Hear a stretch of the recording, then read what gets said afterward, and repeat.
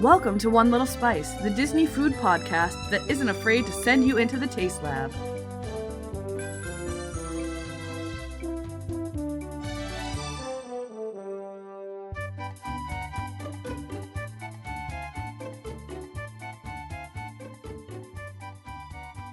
Alright, welcome to episode 49. Grapefruit Martinis are aces. I'm Julie. And I'm Amy. And this week we are talking about another awesome date night spot. This week we are talking about the Hollywood Brown Derby Lounge. Yeah, why am I saying words weird tonight? I don't know, I'm just laughing. I'm like, we're talking about the Brown Derby Lounge again. Oh, dear Lord. Yeah, I was like, so I'll call you back after I finish recording this episode. Again. I'll listen through it and find it. I kept my side for posterity. You have to put the part where I'm just like yelling, trying to figure out what a tapestry is called in the bloopers because it's just hysterical. I can handle that. I was like, tapestry, Amy, tapestry. But first, it's time for Amy's Daily Dish. Amy, what's your dish? Eggy. Let's dish. It just sounded like you did a mic drop. Item 1. Exciting new bar and lounge for adult Disney fans. I'm so excited about this because I already know what it is because we recorded this last night. Yes. The Meisner's Lounge.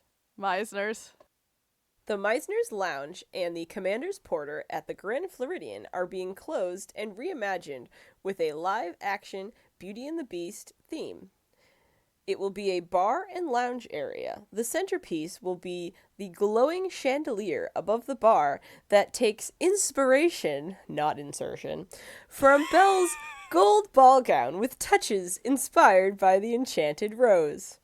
Located in an area themed as a formal library featuring classical Baroque designs and French furnishings. If it isn't Baroque, don't fix it. For those of you who didn't follow along with Amy saying not insertion when we recorded this episode the first time, when it got destroyed on my end, Amy said insertion instead of inspiration, so that's where Amy's correction just came from. Yes, it was quite the spelling error. A second area will be themed on the garden and Grand Terrace outside the ballroom. You will find subtle touches and hints about Belle, the Beast, and their enchanted friends. And hopefully that White Rose Garden. Yeah, that would be awesome. I feel like that was the best change that they made from cartoon to live action. I really liked that scene. I am very excited about this new bar and lounge. I don't have I'm not excited about the library themed bar because I feel like it's just never possibly could live up to what either of us or any other person who's ever watched Beauty and the Beast could ever want it to be. Yeah.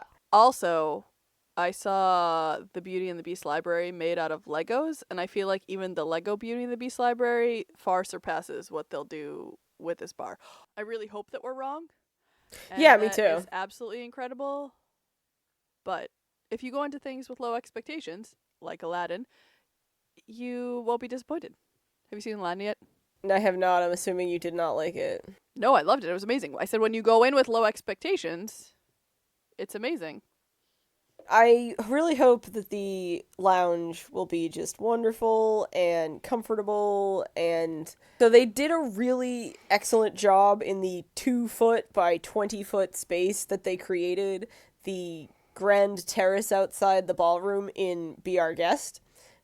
I hope they do that good of a job in this large lounge. Okay, so let's just talk about Be Our Guest for a minute, because I think they did an excellent job with the West Wing, with the ballroom, not with the gallery. I'm using air quotes here because they call it the library, but it's not, and it's really annoying. But I think they did a really good job with the other two rooms, and it's a phenomenal restaurant, and the theming is on point. So I feel like if they stick to that concept and that grandeur and that detail that it could potentially be incredible.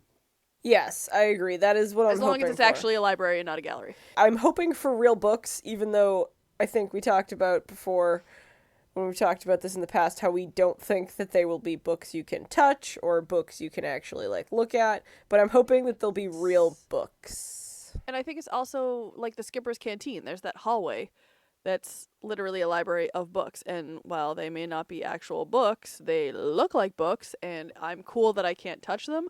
But reading the titles of all those books is hilarious. So hopefully they'll do something similar with Be Our Guest. Because I know, so at Wegmans, in the cafe/burger bar, they have massive bookshelves. And they're all full with like pieces of wood that are the size of books, so they look like books, but they're not, and it's really disappointing just looking at like pieces of plywood that look like books.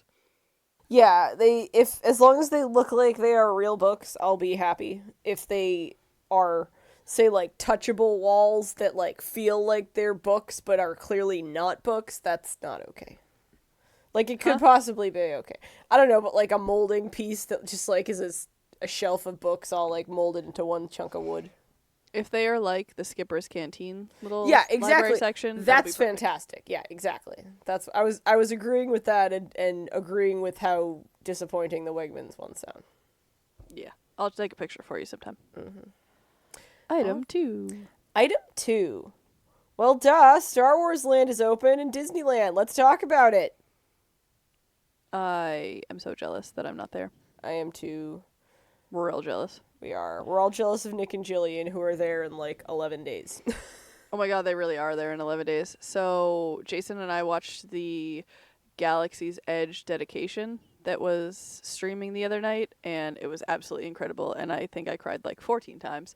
But Billy D came out, and George Lucas, and Mark Hamill, and Mark Hamill, and then Chewie starts the Millennium Falcon and can't get it started, and then there's that like iconic line from Harrison Ford, and then Harrison Ford comes out, and it was so surreal. And I think the saddest part was that Carrie Fisher wasn't there to witness just the immensity that was the opening of Star Wars Galaxy, and it was really cool.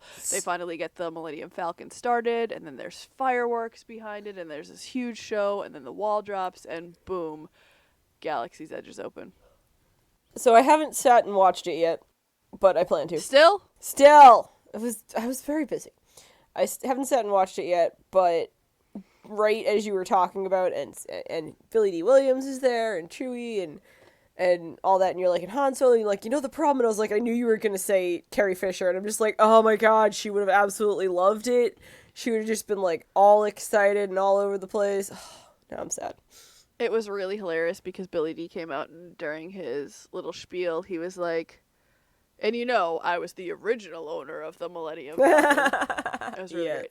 But Mark Hamill's speech was about all the fans who have approached him and like told him their life stories and how much Star Wars has touched them and how important it was to them. So hearing how much he appreciated hearing those stories and how much that affected him was really cool to watch as well. So, you know, just bawling my eyes out the entire time.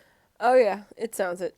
It was really amazing, and like watching it live was just like incredible. I am really excited about the tiki mugs at the Cantina. I'm not. I don't want a porg mug. Well, no, that one's stupid. I just meant in general the concept. Yeah, and I understand. I really don't understand the porgs. Like, they're cute. They were great to cover up the pelicans that were on puffins. To cover up the puffins that were on the island.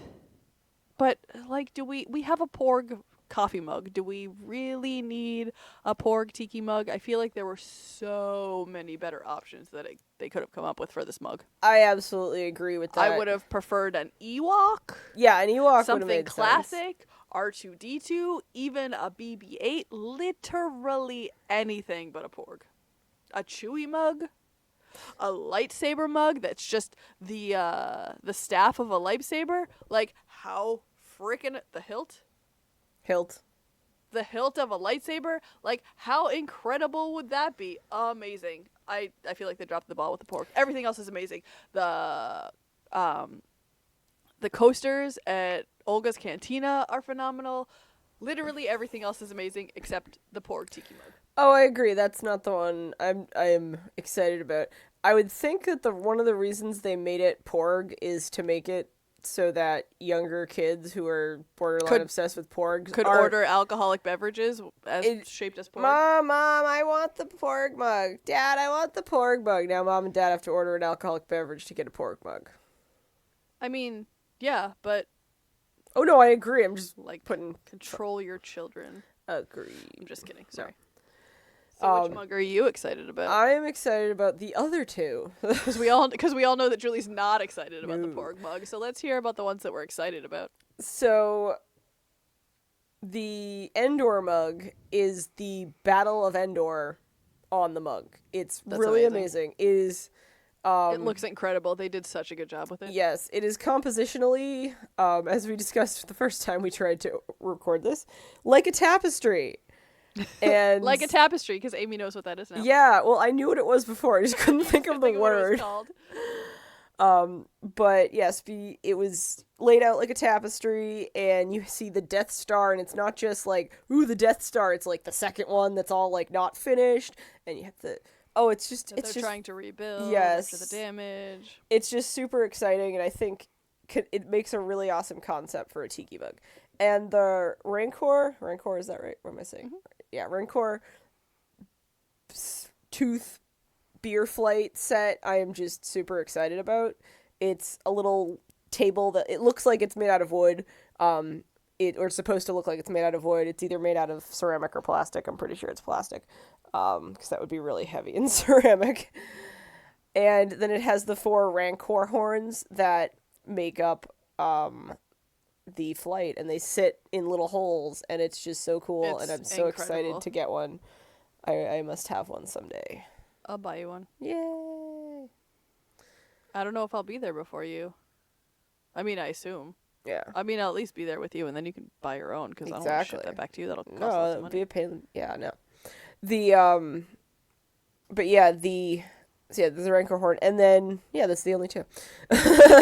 And those are the 2. I just feel like there should be a 4th one. I mean, I feel like there should be 3, and one of them should not be a porg. Yeah, that's probably why. Maybe I'm just not liking the porg so much. It just doesn't look as nice. The experience to make your own lightsaber for $200 looks really cool, and apparently takes 3 hours at the moment. You have to officially, I know the like sort of catchphrase on whether you need reservations or not for the lightsaber building experience is that, you know, reservations may be required. Right now they are all required, and if you're like late to your reservation, that's it. You don't get, you know, a window. It's like, nope, we're done, moving on. Yeah, that's crazy. And I am really excited about this because the lightsabers are basically built to your personality. Yes. So it's similar to like the Harry Potter wands that they have at Wizarding World, and I'm really, really excited. So I was reading about the experience, and you start by like choosing a pin that represents like the one of 4 sort of main themes for the lightsaber. I want to be able to see like the parts I'm choosing from before I like pick my theme. I want to be like, wait, what parts? Like, I want to see the you know, this theme set of parts, that you know, hopefully it's not just like pick a button and I'll get there and be like, I hate this is terrible. Yeah, I don't think it'll be like that. I don't think so either. But, I think that's probably why it's such a long experience, because there's so many aspects to it, yes. And they're giving you the time to create this. I mean, it's a $200 toy. Yeah. I hope they're giving you enough time to make it so exactly what you want. I guess you get like 2 crystals for the different colors of the lightsabers, and I want purple. Yeah, they have purple as one of them. I would pick purple, and then obviously the other one I would probably pick green. Or red, but anyway, or blue, or any color, just one of them's purple. But from what I understand, you can actually like take it apart and put it back together. And so if you put it together and you don't actually like slide it all the way in, like the pieces together, it'll make like a noise saying like you don't have it together properly, so you have to actually really put it cool. together. I feel like that's probably part of it, is like when you're putting it together and building it initially, they like let you not put it all the way together or something, and it goes and they're like, oh, you didn't put it together. I don't know that, but I imagine that would be really cool if they did that. Yeah, like you have not finished your Jedi training. Your lightsaber doesn't work. Exactly. That's really cool. Yes. I'm excited eventually to go eventually. All right, well, that is it, unless we have other Star Wars land things to talk about. A video went out of the new droid in the bar dancing to the music. That's super awesome. Nice. I'll have to look for that. Yeah, it's amazing. No, I think that's it. So we are ready to dive into the meat and potatoes of this episode. You're welcome. Oh, yeah. Thank you. All right, let me pull up the website. DisneyWorld.com. Do you want me to just link you over? No, I have it from before, but whatever. Okay. Hollywood. Grand Derby Lounge. La la la la. Okay, I went off of that last one. Yeah, I would have been like going down with that. Yeah, I made a poor choice. Okay. Yeah, you did. Super poor choice. No, I have to edit all that out. Choice. All right, hold on. It's loading slowly. All right, this is what Disney says about the Hollywood Brown Derby Lounge. Slip inside the star-studded tuckaway to take in the many sights and sounds and tastes of Hollywood. Relax as you indulge in a few of the finer things, including appetizers, wines, and libations with signature Derby cocktails and martinis. So this place is really cool. It is the Hollywood Brown Derby, but outside. It's definitely different. It definitely has a loungy feel. It's really awesome because it's out in the open. There's certainly a lot of umbrellas that give it a lot of cover. And back when they did the Star Wars show in front of the Chinese theater, we had a great view of it. Yes, we did. Well, you had a great view of it, and I watched you. But I turned around and watched you. So the Brown Derby Lounge is located outdoors. It's a dining al fresco. I do not generally enjoy eating outdoors. I'm not a general fan of outdoor seating. Usually it's in the sun, or it's too hot, or it's too cold, or the wait staff ignores you. I just generally don't like it. But this place, I would literally eat here any time. I have no desire when I'm sitting there to be like, oh, let's finish this up and go somewhere else. I'm tired of being outside. I just love sitting there. There's ample shade. It's located where there is, if there's going to be a breeze, it's going to be a comfortable breeze. It's not like right in a wind tunnel or anything like that. It's just a nice, comfortable location. It's relatively small tables, so I think most of them are like 2 tops or 4 tops. I think what they did when they had a group, I think it was like 8 people that they had a group of, they put 2 of the low tops together that sat 4, so it wasn't conducive to a large group, but they made it work. Yeah. So yeah, this may not be the place for, your group of 10, but it's a great place for date night Disney. There is also a walk-up bar that is the same bar that services the lounge, which is really nice if you want, if you want a drink and you're nearby, you can get maybe a nicer option than just a margarita over at the Anaheim produce stand. Or the random pop-up bars that tend to pop up all over MGM Hollywood Studios. Entrance to Star Wars Land. But yes, with the opening of Star Wars Land Galaxy's Edge, you're probably going to have an easier time getting a table here. It's exclusively walk-up, which I like. There's not a lot of kind of sit-down places where it's just walk-up. You can't make a reservation. And if you get there right at noon when it opens, you're sure to get a spot. And what I loved about this is they didn't rush us at all. Yeah, We no. sat there for 3 hours. I know because I watched 3 of the Star Wars shows. And they got better and better as I got more and more intoxicated. As did my show, which was you sitting across from me getting more and more intoxicated while watching Star Wars shows. I believe it. I believe it. Yeah, it's quite the entertainment afternoon.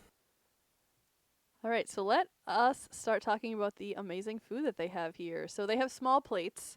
It's kind of like tapas, but not really. Anytime you go to a lounge in Disney, here, the lounge that they have at Tiffin's, the Nomad Lounge, things like that, they have smaller versions of some of the meals that they have, or they just have really awesome additional plates that you can order, but they're generally small plates. They can feed 2 people, but they're more likely to satisfy one's hunger. The nice thing about it was Amy and I were able to try multiple options without getting too full. All right, so let's start with the famous Hollywood Brown Derby Cobb Salad.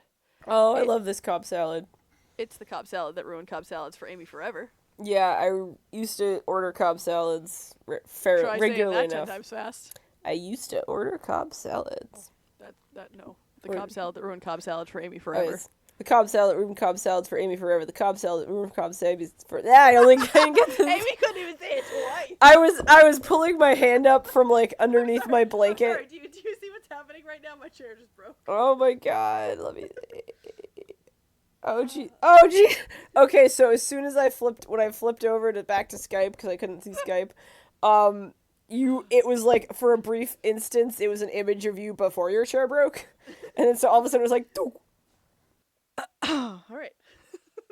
So the Cobb salad is finely chopped greens, turkey breasts, bacon, egg, tomatoes, crumbled blue cheese, avocado, chives, and Cobb dressing. It is really the best dressing ever. And so it's called we have the recipe for this. We're putting together a vlog, and the Cobb salad dressing is just absolutely perfect. It's technically an old school French dressing, but like not the French dressing you know of when you think of French dressing, like nothing like it. But if you put French dressing, people automatically think that that they're referring to, the orangey French dressing. This is just like the tastiest vinaigrette you've ever had. Oh my gosh, it was so incredible. And so when you get Disney recipes, they don't necessarily taste exactly the same unless they're coming from a Disney chef. But a lot of the recipes that come from, blogs or anywhere that are like, hey, this tastes like yada, yada, yada. This is legitimately the Cobb salad recipe from the Brown Derby, and the recreation of this was incredible. And we each had leftovers, and I had mine for lunch the next day, and it was amazing. Me too. It was amazing. I had extra dressing, and I was putting it on like everything for the rest of the week. All right, so next is the artisan cheese and charcuterie board with house-made pickles and French bread. Oh, those pickles. Like, I know Seriously, I could eat like 4 million of those pickles. I know that they're just the, like, garnish, or, the garnish or the accompaniment to the cheese and the charcuterie, but they were just the nicest, tastiest little Cornichon-style pickles. Oh, it was just amazing. I remember the cheeses and the charcuterie being amazing, but those pickles. Seriously, those pickles. I feel like a charcuterie board is only as good as its pickles. It's true. If you have like some awful pickles on there, you'd be better off leaving them off. Yeah, true. Mm-hmm. This was a really good charcuterie plate too. Yes. It was small and simple, but they picked really good cheeses, so it was really good flavor and just phenomenal. Mm-hmm. Next, there is the Cochinita Pibil steamed bun, which is green tomatillo, habanero sauce, and pickled onion. And I forgot to Google what this is, but let's check it out. Cochinita Pibil is, okay, so Cochinita Pibil is a traditional Mexican slow-roasted pork dish from the Yucatan Peninsula. I love the Prepared Yucatan Peninsula. I know. Preparation of traditional cochinita involves marinating the meat in strongly acidic citrus juice, seasoning with annatto seed, which imparts a vivid burnt orange color, and roasting the meat while it is wrapped in banana leaf. So not only does this sound amazing, but that just makes it sound even more amazing. I feel like when we were there, when we visited, it was a steamed bun, but it was something else inside. I feel like I don't think it was this one when we went. I think they might have changed it up a little bit. Like, I could be wrong, but I feel like it was a different steamed bun. I know we had something similar. Like, it was a steamed bun. I feel like this is one of the items that they interchange, which makes it easier because it's a steamed bun, so you can kind of throw in any different flavor that you want. Exactly. The andouille crusted shrimp. Like, reading this, why did we not get that? Like, I know I'm not a huge fan of warm shrimp, but everything else about this sounds amazing. Cotswold cheddar grits, micro salad with lime, and piment d'Espelette oil. I tried. Yeah, no, that was good. Oh, yay, I did it right. Woo! But yeah, that just sounds amazing. It is shrimp crusted in sausage, spicy sausage. And, yeah. And grits, like cheese grits. Theoretically, to like dip the andouille sausage crusted shrimp. Dip my crusted shrimp in that. That sounds amazing. Next is the Derby sliders. These were phenomenal. Wagyu beef with cognac mustard aioli, smoked Gouda cheese, bacon, and avocado, and then a duck confit with taleggio cheese, chipotle vegetable slaw, sweet onion orange conserve, and crispy leeks. Do you remember when the people next to us thought it was you kind of pick one or the other and you get two of them or whatever it was? They were like really angry that one of each came out. Yeah, and they just weren't understanding. Wanted the beef sliders. Yeah, I'm sure if they had asked. Yeah, they probably would have been like, sure, beef is, even though it's Wagyu beef, it was duck confit is also hard, expensive to have. So I'm sure they would have come out with two beefs. But they just assumed. Next is the tamarind glazed pork belly, which is chorizo, plantain, sweet potato hash, mango, and pico de gallo. I figured I'd take that one because you couldn't say pico de gallo. We never actually talked about that we enjoyed the sliders, just that the people next to us, but we enjoyed the sliders. Oh, sorry, the sliders were amazing. Yes, they were. I remember we were very carefully cutting them each in half, so that each of us could have a larger piece. Yeah, I remember that. That was amazing. That was a nicely cooked pork belly. I've recently had a very not nicely cooked pork belly, so every time I think about a nicely cooked pork belly, it's just like so wonderful and brings me back to when pork belly was cooked well. But no, this one was cooked well, so it was definitely chewy like a pork belly was supposed to be, but it wasn't underdone. It was full flavored. The fat was, the fat of the pork belly was rendering, yeah. And I think that the accompaniments of this are really what make this, because pork belly is really amazing on its own, but when you get those extra layers, the sweet potato hash, the mango pico de gallo, plantains, chorizo, that kind of give it a little Spanish flair, it just kind of took it to the next level. Yeah, I feel like the mango pico de gallo is probably one of the more important components of the accompaniments, because it's the tartness of and the sweetness of the mango is gonna cut the super fattiness of the pork belly. It's just so good together, and throw in a little bit of the plantain, the chorizo, the sweet potato hash. It's just like a perfect mouthful. Absolutely. Mm-hmm. And the next is the braised beef arepas, which also has roasted red pepper and Fresno chili coulis. We did not get this. I don't know why. It sounds amazing. We should have gotten this. I love the word coulis. Me too. It's literally just like this particular thing pureed really fine into a sauce and strained a million times, but it's just such a fun word. What was the name of the guy on Full House? Danny? No. Joey? No. Yeah, Joey. Wasn't that his name? There's Danny, Joey, and Jesse.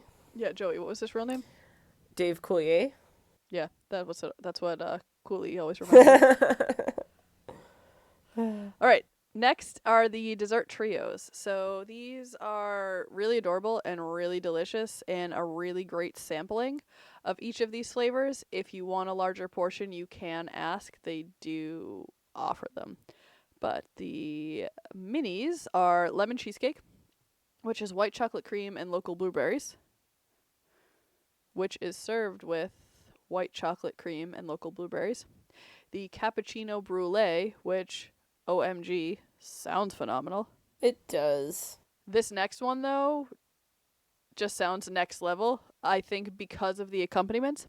But it is a warm blueberry cobbler, and it is served with creme fraiche and orange blossom honey. I wish we lived near orange groves so that, which you may, so that we could just smell the wonderful orange blossoms when they were in bloom. Sounds magical. It does. Next, there is the dark chocolate Cremeux, which is apricot marmalade, and which is served with apricot marmalade and white chocolate amber ring. What is a white chocolate amber ring? I understand maybe like a white chocolate ring. Yeah. Maybe they put like white. Oh, maybe it is like a white chocolate put onto acetate, and the acetate had like some amber patterns coloring to it. Okay. And then they like cut out little rings out of the thin sheeting. Fair. Okay. I can get on board with that. Yep, that makes sense. Next is the banana toffee cake, which sounds phenomenal, and I don't know why we didn't order this. It's because we got a huge slice of the grapefruit cake. It's okay. It is a French macaron. Thank you, Disney, for spelling that wrong. Bananas Foster, Cocoa Crunch, banana mousse, a white chocolate ring, and Heath bar. Mm-hmm. Yeah, I definitely need some of that in my life again. That's phenomenal. or in my life, period. And then some of what you're going to talk about next again, because I love it so. Next is the Derby Original Grapefruit Cake. This was amazing. And you'd think that it would be really sweet because it's a cake, but it's not. Yeah, it is simultaneously perfectly sweet and perfectly tart. It is definitely a sweet cake, but like there's a lot of like sugar in it, but it's an old-fashioned cake. It's not like birthday, like most of the time people think of cake now, they think of cake with frosting on it, whether it's chocolate frosting or white frosting or colored purple or whatnot. That's sort of what people think of as cake. Well, that's sort of like birthday party cake. Real old-fashioned cake, it's, there's layers, you're putting flavored simple syrups on it, you're layering it with different fillings, you're putting different, glazes on top of it. I think this one has... it's just a classic Yeah, it's a classic cake. It's a thin layer of cake, a thin layer of frosting, a thin layer of cake, a thin layer of frosting. Nothing is overpowering versus the other, so there's not an excess of cake, there's not an excess of frosting. It's just perfectly balanced. Yes, it's so amazing. And what's funny is, so it is based on, or is the recipe of the original Brown Derby grapefruit cake, which was developed, I think, in the 20s or 30s for the young starlets trying to keep their figure or, lose weight for a role, because everyone thought grapefruit was super healthy, so just putting it on the dessert would make the dessert healthy. Clearly, the dessert with, I believe there is some cream cheese in the frosting, is not the healthiest dessert ever, but it does have real grapefruit in it. Indeed it does. It's on my diet. So delicious. Totally worth it. Oh, yeah. Yeah, it Enjoy is. It is worth every single calorie. All right, next they have non-alcoholic cocktails. Which I love that they have that. So this is awesome because if you don't necessarily drink, but you still want to feel dapper, they have some options. They have the classic Shirley Temple, which is Sprite and grenadine. They have the next drink that I'm going to have Amy Field because I couldn't say it last night, so I don't have faith that I can say it tonight either. Malibu Beach. Which is lemonade and blue raspberry. Mm-hmm. Blue raspberry what? We don't know. Just blue raspberry. It might just be a blue raspberry, because those totally exist. I mean, I understand it's probably like blue raspberry syrup, but whatever. The Pink Palace is Sprite with watermelon. The Vine Street is Sprite and Kiwi, and the Sunset Boulevard is Sprite and Tangerine. Mm-hmm. I assume those are all just like flavorings. Yeah, flavoring syrups. Or it would be really hilarious if they were like Sprite and here's an entire tangerine in your drink. Good luck. Next we are on to the cocktails and martinis. And margaritas. Next we are on to the cocktails, margaritas, and martinis. First up is the Bloody Mary, which is the Absolute Pepper Vodka and Bloody Mary mix, garnished with celery and olives. You almost did it again. Yes. You almost did it again. Absolute... which is Absolute Pepper Vodka and Bloody Mary mix, garnished with celery and olives. So, what did you even say last night? Oh, we still have that cherry. We have that on tape. Yeah, Cherry. we have all of me on tape. So yesterday, my Aunt Bertha had her first Bloody Mary since 1971. I saw that. Yeah, they were at the airport, I believe at the Legal Seafood at the airport, and so they had some Bloody Marys. My aunt, my mother, and my two brothers. Next up is the Whiskey Sour with Crown Royal whiskey, simple syrup, and freshly squeezed lemon juice. I really like the name of the next one. I was gonna say, I don't think the name of a whiskey sour is really that original. No. Not at all. So the next one is called the Absentminded. Yes, it is an amazing name. It looks like an amazing drink too, mainly because that's my favorite type of gin. Yes, Hendrick's Gin, Lillet Blanc, Grand Marnier, and fresh squeezed lemon juice with a swirl of absinthe. Yeah. I can't say that word. Darn. Nope, that just sounds awful. Yum. Ooh. I was going to get to a word that I can use. Yes. I'm actually excited to try that at some point in the future, if it's still there the next time we go, because the next time that we go to the Brown Derby Lounge, because that's either going to be an amazing drink or an awful drink, because gin and absinthe are definitely very, like intense flavors, and I feel like they would play well together, but you have to get them very balanced. Yep, I agree. To get them playing well with each other.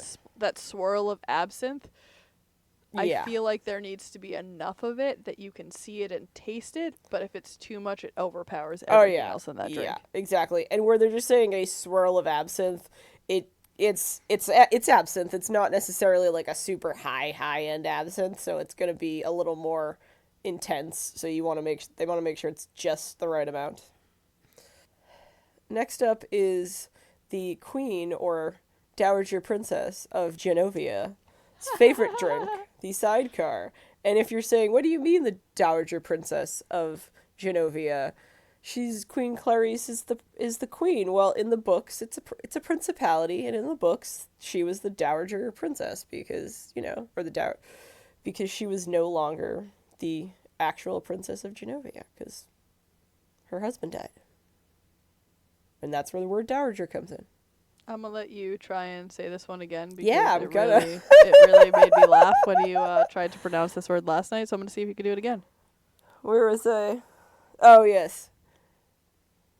Courvoisier. You did it again. Courvoisier. I was like, I'm not even sure. I'm just, what sounds pretty? Courvoisier. Say it again for me one more time. So the side car with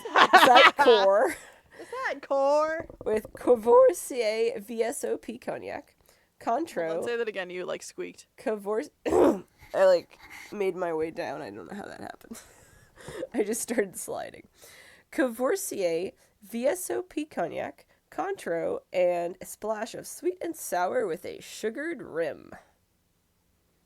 I'm pretty sure the Queen / Dowager Princess of Genovia does not take a sugared rim.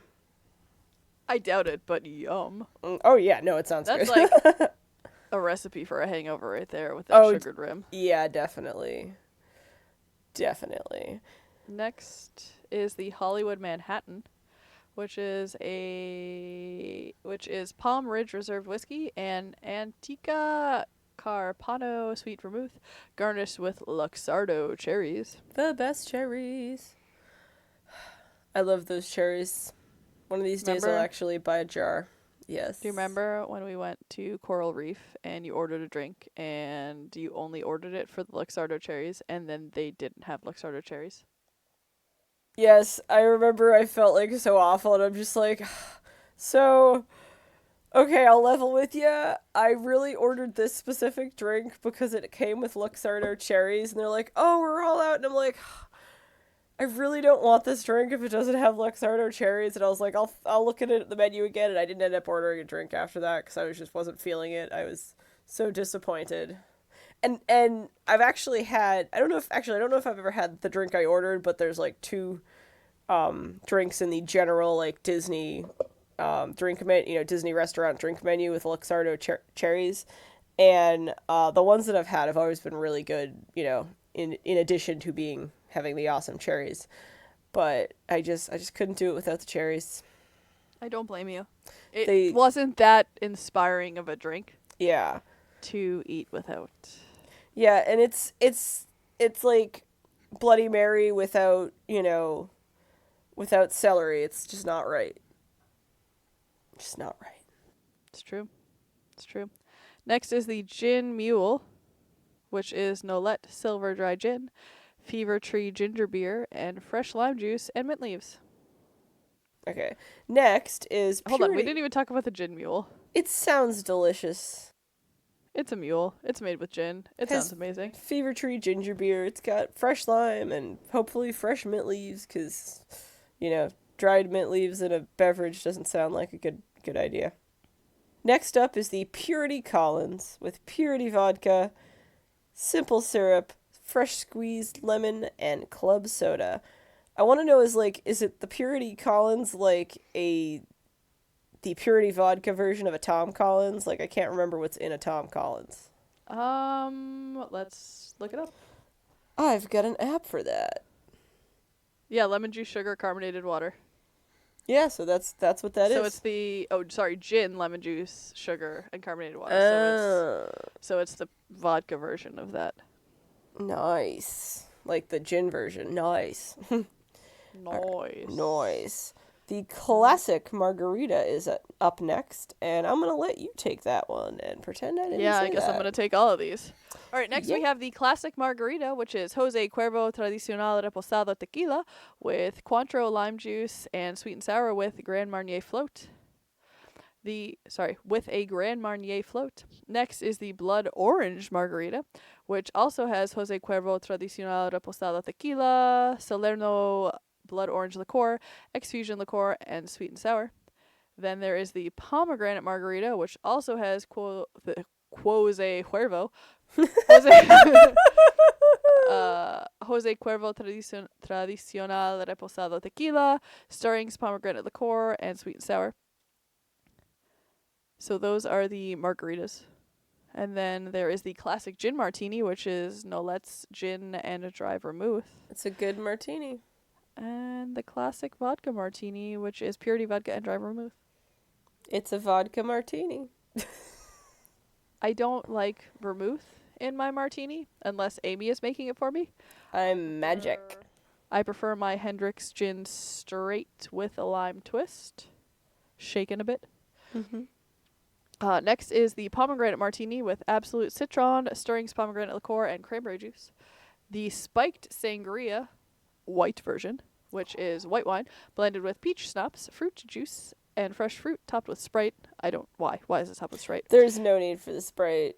And then spiked and champagne. Let's be honest. Let's top with that. Spiked sangria, the red version, is red wine blended with apricot brandy, which is amazing juice. in Let red me sangria. finish. Okay, Let fine. me finish.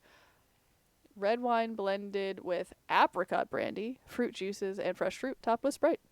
Apricot brandy is one of my favorite additions to sangria. To a red sangria, I should say. It goes really well. And why are they topping it with Sprite? I don't get it.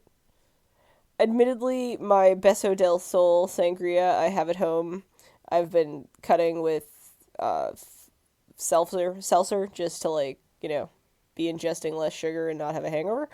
But, How's that working for you? very good, actually. You know what does not work? Cutting your your sangria with spiked seltzer. I do not recommend it. I had like half open spiked seltzer and I was like, oh, let me put some of this. And it's just like, no, don't do that. Does not go well. But, yeah, the top with Sprite just doesn't seem to make sense. If they like topped it with a little like seltzer water, that would make Yeah, sense I because feel it like would give seltzer it, water would make sense. Even champagne is what they yeah, normally do with like a sangria to give it the bubbles. yeah. Just saying. But yeah, like seltzer would make sense because it's, a little, gives the bubbles. The Sprite, it's like, why is there more sugar? We already have juice. Exactly. These. Next is the martini flight. I had one of these. I have also had one of these. This is where I learned that I like a gin martini and do not like a vodka martini. I liked this vodka martini because it was citrus vodka, but still not my favorite. And there is the classic gin, the citrus vodka, and the pomegranate in the martini flight. And then there's a margarita flight, which is the classic margarita, blood orange, and pomegranate margarita.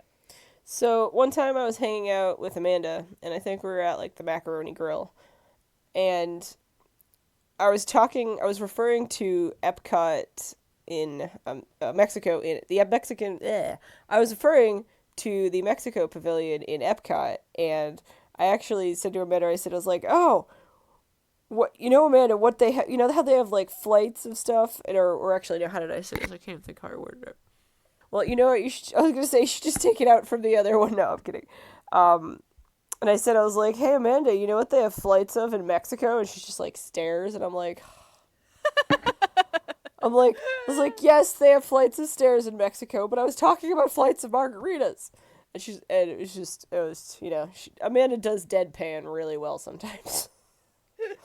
Whether she's doing it on, she's awesome. Yeah, whether she's doing it on purpose or not, I don't know, but she does it really well.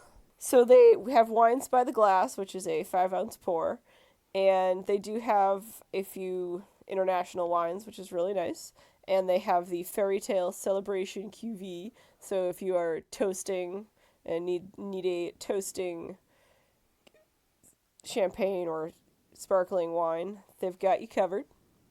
They also have some international red wines by the glass. Some good stuff. And then they have some dessert wines being sweeter and often higher in alcohol, or only a 3-ounce pour.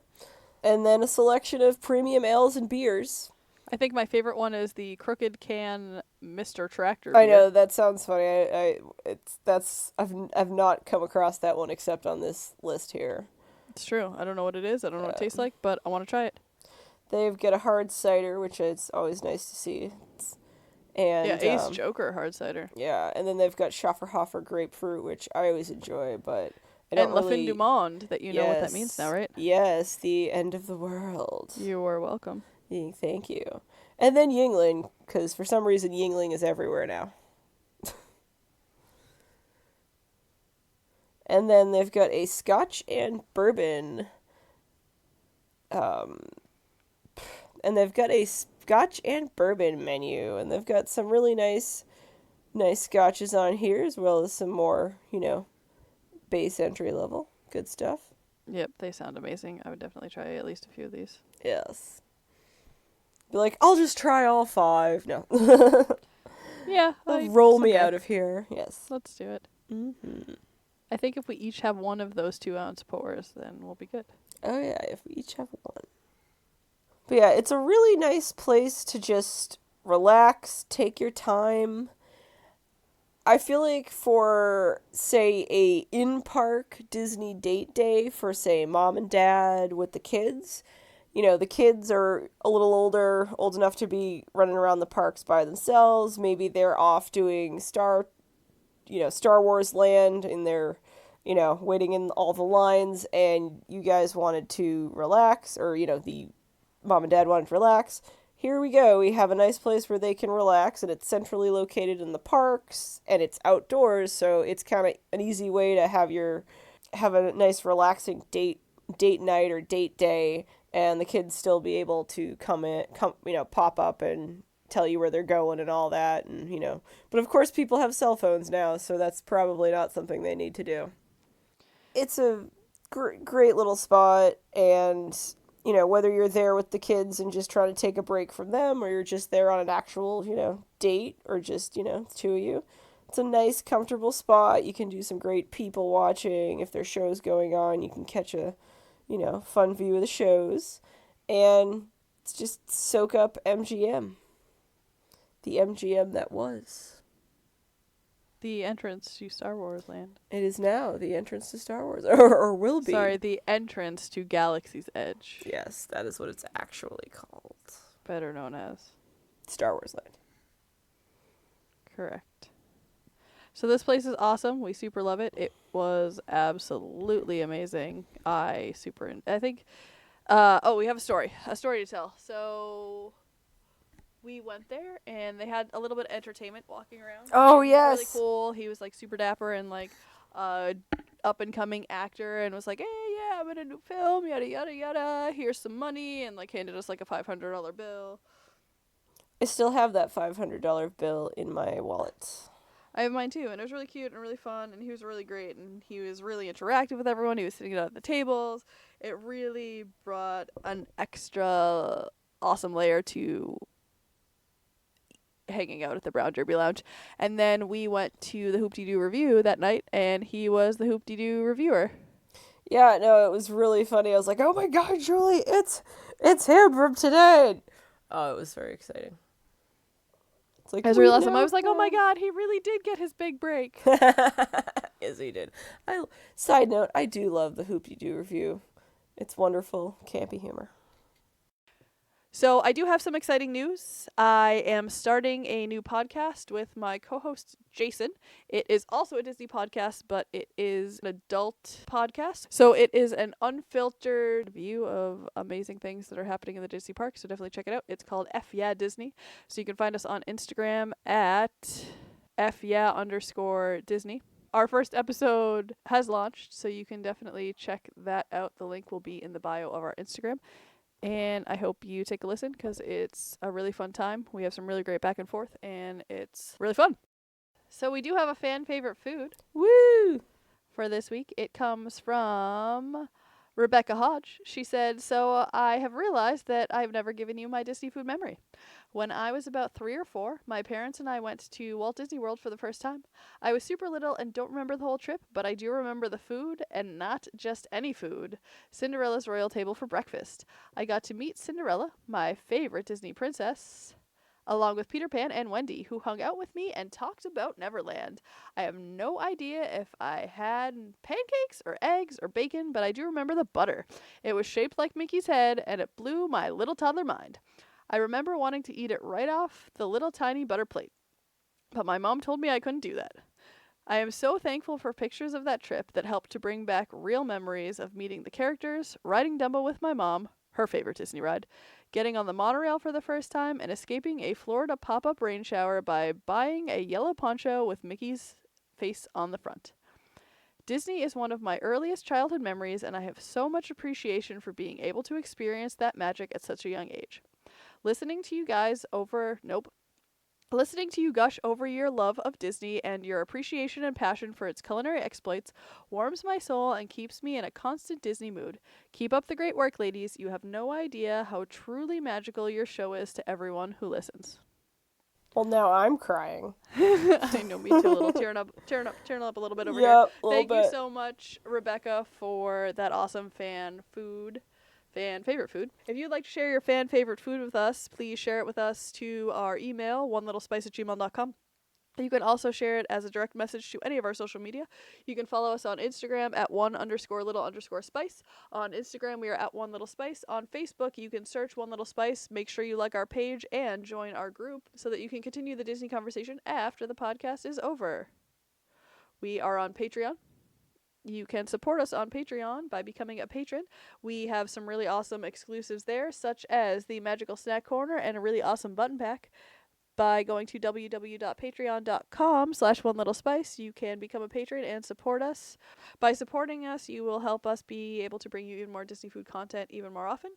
Example, we are starting our webpage. It is www.onelittlespice.com. We finally got our domain. Woo! I was sitting on it. It took forever, but it is finally ours and it exists. I just added our first recipe in honor of the Aladdin live action movie release. And it is Magic Carpet egg rolls, which were inspired by the spring rolls in Adventureland. And it's Aladdin themed and really awesome, and hence the Magic Carpet egg rolls name. So definitely head over there, check it out. You can also enter your email address to subscribe to make sure that you are the first one to hear when our full website is launched.